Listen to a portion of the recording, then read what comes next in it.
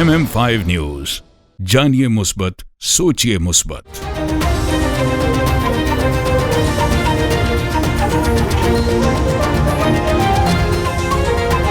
अस्सलामुअलैकुम। MM5 news के साथ मैं हूं सिद्रा अफजल। सबसे पहले न्यूज हेडलाइन।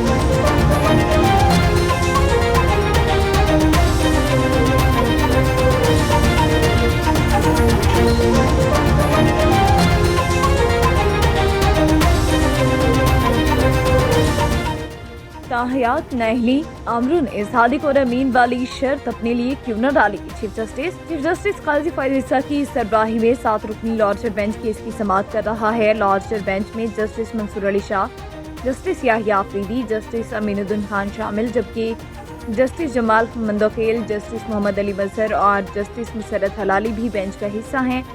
अगर इलेक्शन कमीशन ताहयात नाअहल कर सकता है तो इख्तियार सुप्रीम कोर्ट के पास होगा।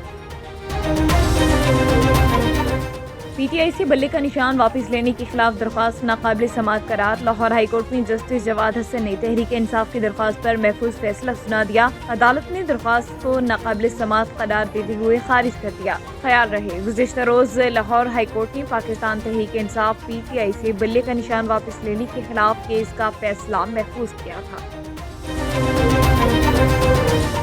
कागजात नामजदगी मंजूर, आज मुझे नाअहल करवाने की साजिश नाकाम हो गई। शेख रशीद ने कहा कि मैं अपनी माओ बहनों, उलमा और रावलपिंडी के बुजुर्गों को शुक्रगुजार हूँ। साजिश तैयार की गई थी कि हल्का 56 और 57 में मुझे नाअहल कर दिया जाए। उन्होंने कहा कि ये तय पाया कि मैं खानदानी हूँ, असली और नस्ली हूँ। मैंने कभी किसी के खिलाफ बयान नहीं दिया और न साजिश की। मैंने कभी किसी की इज्जत से नहीं खेला।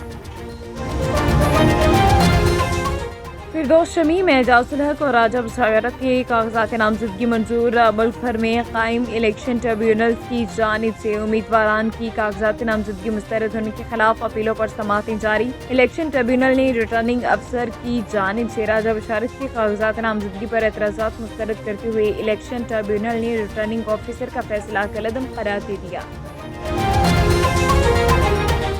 सिख रहनुमाओं के कत्ल की साजिश, अमेरिका और भारत के दरमियान कशीदगी में इजाफा। फाइनेंशियल टाइम्स के मुताबिक मोदी सरकार ने खालिस्तान रहनुमाओं के कत्ल की साजिश बेनकाब होने पर ताल्लुकात खराब होने का एतराफ़ कर लिया। कुशीदा हालात के बाइस बाइडेन ने हिंदुस्तान के यौम जमहूरिया का दावतनामा भी ठुकरा दिया। पाकिस्तानी सफीरों की 3 रोज़ा कॉन्फ्रेंस का आज से आगाज। तर्जुमान के मुताबिक कॉन्फ्रेंस मुल्क की खारजा पॉलिसी पर मुख्तलिफ खित्तों, ममालिक और दुनिया से दो तरफा ताल्लुकात पर गौर के बाद तजावीज़ दे देगी। पाकिस्तानी सफीरों की कॉन्फ्रेंस पाकिस्तानी खारजा पॉलिसी के हवाले से बाकायदगी के साथ मुनाकिद होती है। मुल्क के मैदानी इलाके शदीद धुंध की लपेट में, मोटरवेज आज भी मुख्तलिफ मकामात से बंद। तर्जुमान मोटरवे पुलिस के मुताबिक धुंध के बाइस हद-ए-निगाह इंतहाई कम होने के बाइस मोटरवे M1 इस्लामाबाद से पेशावर, मोटरवे M2 इस्लामाबाद से बल्कसर, मोटरवे M5 रहीम ब्यार खान से रोहड़ी, मोटरवे M14 हकला से खरपा और Swat motorway colonel Sheikh Khan interchange से चकदर्रा तक ट्रैफिक के लिए बंद कर दी गई। जिलास AKRSP स्पोर्ट गाला 2024 का फुटबॉल मैच, शाहीन 11 की टीम ने GB स्क्वाड की टीम को हराकर सेमीफाइनल के लिए क्वालिफाई कर लिया। शाहीन 11 के कोच नुसरत वली और महमूदुल्लाह ने शाहीन 11 की टीम को जीतने पर दाद दी। गुज़िश्ता रोज पाकिस्तान मुस्लिम लीग नून PP 133 यूथ विंग के जनरल सेक्रेटरी आबिद हुसैन कादरी के डेरे पर क्रिसमस की तकरीबात हुई।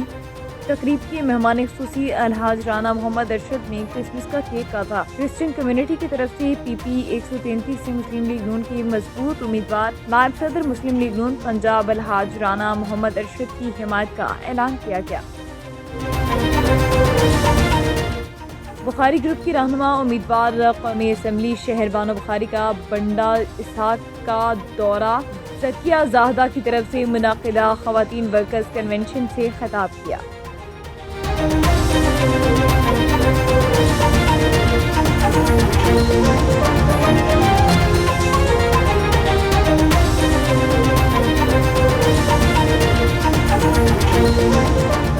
हेडलाइंस आपने जानी, बुलेटिन का बाकायदा आगाज करेंगे और सबसे पहले आपको बताएं कि Jhelum general secretary electronic media दीना के सीनियर सहाफ़ी यासिर सिद्दीक पर दिन दिहाड़े कातिलाना हमला। MM5 न्यूज़ ने वाक़े की CCTV फुटेज हासिल कर ली। चंद रोज कबल दीना के सीनियर सहाफ़ी यासिर सिद्दीक पर हमला करने वाले मुलजिमान को DPO जहलम नासिर महमूद बाजवा के हुक्म पर थाना दीना पुलिस ने साथी समेत गिरफ्तार कर लिया। मुलजिमान ने चंद दिन कबल सहाफ़ी यासिर सिद्दीक को रास्ते में रोककर जान से मारने के लिए फायरिंग कर दी, जिससे यासिर सिद्दीक मौजूजाना तौर पर महफूज रहा। फायरिंग के बाद मुलजिम अपने साथी के साथ फरार होने में कामयाब हो गया। 15 पर इत्तला करने पर थाना दीना पुलिस ने मौके पर पहुंचकर शवाहिद इकट्ठे करके नॉर्मल दफात लगाकर FIR दर्ज कर दी, लेकिन मुलजिमान गिरफ्तार न किया। यासिर सिद्दीक थाने के चक्कर लगाता रहा। थाना दीना पुलिस टालमटोल से काम लेती रही। आज सहाफियों के वफ्द ने DPO जहलम नासिर महमूद बाजवा से मुलाकात की और यासिर सिद्दीक पर हमला करने वाले मुलजिमान के बारे में सबूत पेश किए और मुलजिम के बारे में बताया कि मुलजिम पर तकरीबन 10 के करीब FIR दर्ज हैं। ये आदि मुलजिम है, तो इस पर DPO जहलम ने फौरी नोटिस लेते हुए थाना दीना पुलिस को हुक्म दिया कि मुलजिमान को फौरी गिरफ्तार किया जाए। थाना दीना पुलिस ने DPO जहलम के हुक्म पर फौरी कार्रवाई करते हुए दोनों मुलजिमान को गिरफ्तार कर लिया। जहलम की सहाफी बरादरी ने DPO जहलम का शुक्रिया अदा किया और उम्मीद जाहिर की कि यासिर सिद्दीक पर हमला करने वाले मुलजिमान को कैफिर किरदार तक पहुँचाएंगे। बहुत शुक्रिया। असल में ये जो हमला हुआ था उस पे जो मामला थे वो सारी दुनिया ने देखे। वहाँ पे मौके पे जो आवाम थी उन्होंने शहादत दी। उसके बाद एप्लीकेशन हमने दी थाना दीना में, पुकार 15 पे भी कॉल की गई। तो पुकार 15 पे आपको पता है कि ऑटोमेटिकली वो टैग लग जाता है। थाना दीना ने FIR दर्ज कर दी। जिस मुलज़म के ऊपर FIR दर्ज हुई वो एक रिकॉर्ड याफ्ता चोरी डकैती की मुतअद्दिद वारदातों में मुलव्वस है। इससे पहले पिंडी में उस पर FIRs हैं।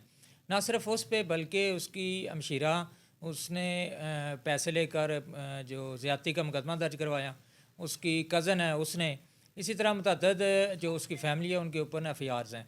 थाना दीना के अंदर 7 FIRs इससे पहले डकैती और चोरी की उस मुलज़म के ऊपर हैं। इनका एक सरगना है जो इनकी डीलें करवाता है। 12 डकैतियाँ हो गई हैं तो 3 FIRs होती हैं, 7 FIRs निकल जाती हैं।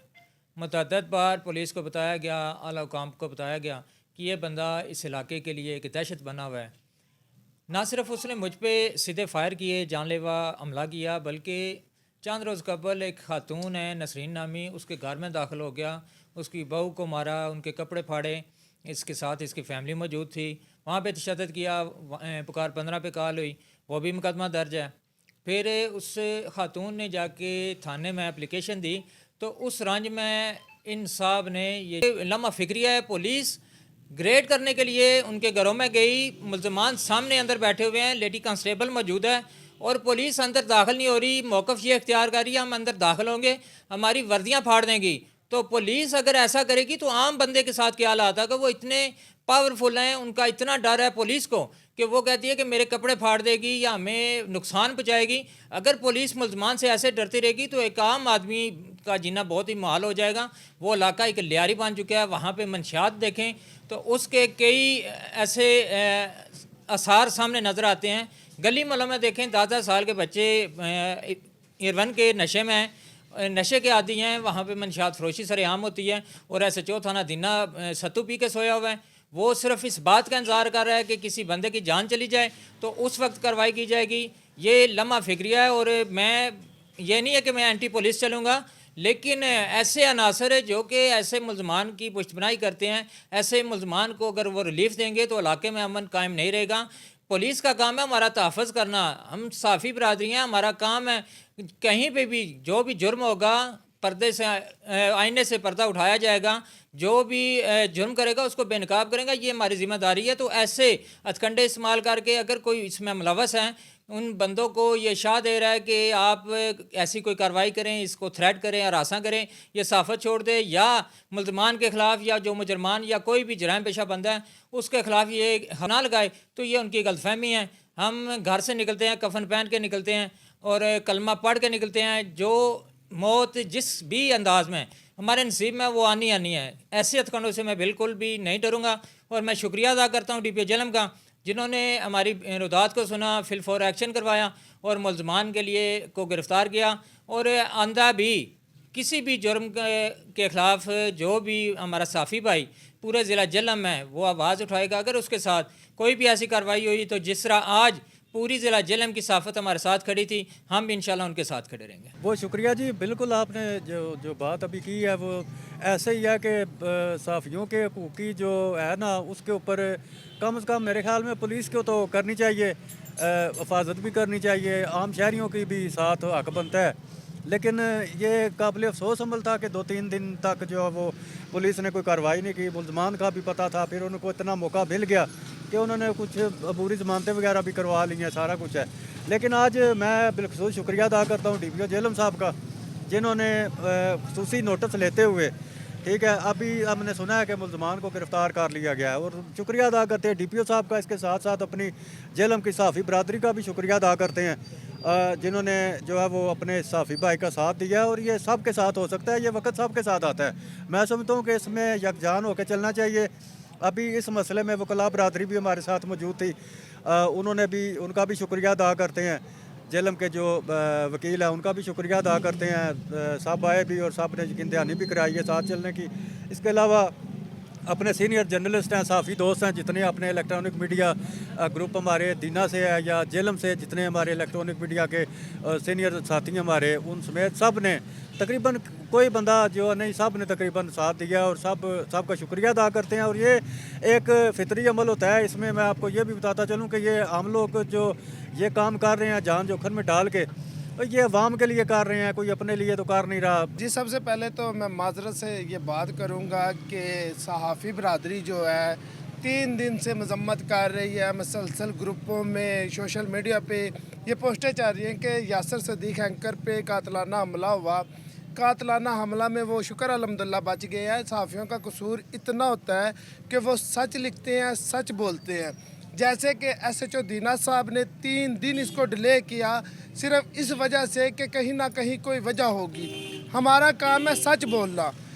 अफसोस इस बात का होता है कि हमें DPO साहब के नोटिस में ये बात नहीं देनी चाहिए थी, उससे पहले हमारा काम होना चाहिए था। मुजरम गिरफ्तार हो जाते, हमें पता चलता कि पंजाब पुलिस जो है वो अच्छा काम कर रही है। आज अगर हम बोल रहे हैं, पंजाब पुलिस ये कहेगी कि आज हमारे ख़िलाफ़ ये काम कर रहे हैं, नहीं, आपने डिले किया, जानबूझ के डिले किया। जैसे यासर सदीक ने बताया कि आप उनके घर के बाहर खड़े होकर 1 घंटा उन पे गिरफ्तारी नहीं कर रहे, सिर्फ इस खौफ से कि वो वर्दी आपकी फाड़ देंगे। ये देख ले, जेहलम के हवाले से अगर बात करूँ तो पिन जाटा दीना में एक बहुत नाम था, एक बदमाशों का गिरोह चलाया जाता था। आज दीना थाना के SHO साहब नई आबादी को पिंजाटा बनाने में तुले हुए हैं, और मुझे लगता है कि वो पिंजाटा बन चुका है। वहाँ पे हर शख्स दूसरा जो वो मंशात फरोशी हथियार उठा के फिर रहा है। लेकिन तवज्जो दे, DPO साहब के हम मशकूर हैं जिन्होंने आज फौरी तौर पे इस पर नोटिस लिया, मुजरम गिरफ्तार हो गया। ये मुजरम 3 दिन पहले भी गिरफ्तार हो सकता था। लिहाजा DPO जेहलम से हमारी गुजारिश है कि SHO दीना की तरफ तवज्जो दें, या यहाँ पे नया SHO लगाएं ताकि ये जराइम पेशे लोग हैं जो उनको कंट्रोल कर सके। शुक्रिया। रियाज क्रिकेट एसोसिएशन के पैटर्न और चेयरमैन शहीद मोहम्मद अनवर की याद में मोहम्मद अनवर शहीद मेमोरियल क्रिकेट टूर्नामेंट का इफ्तिताह कर दिया गया। यादगार टूर्नामेंट के इफ्तिताह साबिक भारतीय लेजेंडरी ओपनिंग बल्लेबाज वसीम जाफर ने RCA स्पोर्ट कॉम्प्लेक्स में बॉल को हिट लगाकर किया। तकरीब के मेहमान खुसूसी वसीम जाफर ने अपने खिताब में कहा कि सऊदी अरब में क्रिकेट के फ़रोग़ के लिए रियाज क्रिकेट एसोसिएशन की खिदमात नाकाबिल फरामोश हैं। RCA के chief executive officer Muhammad Nadeem Babar की क़यादत में RCA दुरुस्त समत में काम कर रही है, जिससे यकीनन सऊदी अरब की क्रिकेट में बेहतरी आएगी। तकरीब से नासिर अब्बासी, शफाक भट्ट, आतिफ अमीन, मोहम्मद अकरम, मकबूल अहमद, शेर अफगन और दीगर ने भी खिताब किया। तकरीब के आखिर में वसीम जाफर और सैयद आफ्ताब अली निज़ामी को एजाज़ी शील्ड पेश की गई। तो ऐसा नहीं है कि आप छोटे टाइम में ये रिज़ल्ट आ जाता है, ये बड़ी मेहनत है। नदीम भाई और जितने लोग इससे इन्वॉल्व हैं, इनकी बड़ी मेहनत है, और अल्लाह करे कि ये प्रोसेस पे चलते रहें, इंशाल्लाह रिजल्ट जल्दी मिलेगा। आपके दौर में और आज के दौर में जो क्रिकेट में क्या डिफरेंस देखते हैं, कितना फ़र्क है? अब तो गेम थोड़ी सी शॉर्ट हो गई है, लोग T20 पसंद करते हैं, अब तो T10 भी आ गया है। जो हमारे टाइम में क्रिकेटर्स थे वैसे लोग को एक्चुअली और अटैकिंग अब खेलना पड़ता है। गेम फास्ट हो गई है, लोग वही पसंद कर रहे हैं। तो आज के हिसाब से आपको खेलना होगा। जो भी यंगस्टर आजकल क्रिकेट खेल रहे हैं उनको आज के हिसाब से क्रिकेट खेलना होगा, तभी वो सरवाइव कर पाएंगे। मैं यहाँ पे शुक्रिया अदा करना चाहूँगा वसीम भाई का जो तशरीफ लाए हैं आपके एक कॉम्प्लेक्स में, और थैंक यू वेरी मच। और आई होप कि नेक्स्ट टाइम जब वो आएंगे तो यहाँ पे इंशाल्लाह इंटरनेशनल क्रिकेट हो रही होगी, इंशाल्लाह सऊदी लीग हो रही होगी। ये चीज़ नहीं थी जो नदीम भाई ने शुरू की, तो ये हम सबके लिए बड़ा एजाज की बात है। और हमें एक एक्टिविटी भी बिल्कुल मिल गई है कि हम लोग जो है ना एंजॉय कर सकते कुछ सर ये है कि क्रिकेट जो है क्रिकेट जो है काफ़ी लड़कियों में पैशन है, बट उनको प्लेटफॉर्म एक प्रॉपर नहीं मिला हुआ था। बट आरसी के थ्रू जो है इनको बहुत अच्छा प्लेटफॉर्म मिला है, एक हमें अच्छा एक्सपोजर मिल रहा है क्रिकेट के अंदर, डिफरेंट लर्निंग के लिए, डिफरेंट जगहों पे जाके खेलने के लिए, और बॉलिंग का, बैटिंग का, कोचिंग का, हर एक चीज़ का प्रॉपर जो एक प्लेटफॉर्म जो है ना वो आरसी ने स्टार्ट किया है लड़कियों के लिए। तो हम उनके लिए बहुत ज़्यादा जैसे कहते हैं थैंकफुल हैं कि हम लोगों को बहुत अच्छी एक अपॉर्चुनिटी मिली हुई है रियाद के अंदर रह के, जहाँ बहुत ही ज़्यादा सारी लड़कियाँ जो इन घरों के अंदर रहती हैं। बट ये है कि अब हम जो है वो बाहर निकल के एक्सपोजर कर रहे हैं और एक नई चीज़ सीख रहे हैं। Thank you very much. Thank you. RCA के लिए कुछ कहना सूरज को चराग दिखाने के मुतरादिफ है। सऊदी अरब की सबसे बड़ी लीग है और नदीम भाई की सरबराही में लड़कियों उसमें माशाल्लाह नेशनल टीम की लड़कियां भी हैं, डोमेस्टिक की लड़कियां भी हैं। न्यूज़ बुलेटिन से फिलवक्त इतना ही। MM5 न्यूज, जानिए मुस्बत, सोचिए मुस्बत।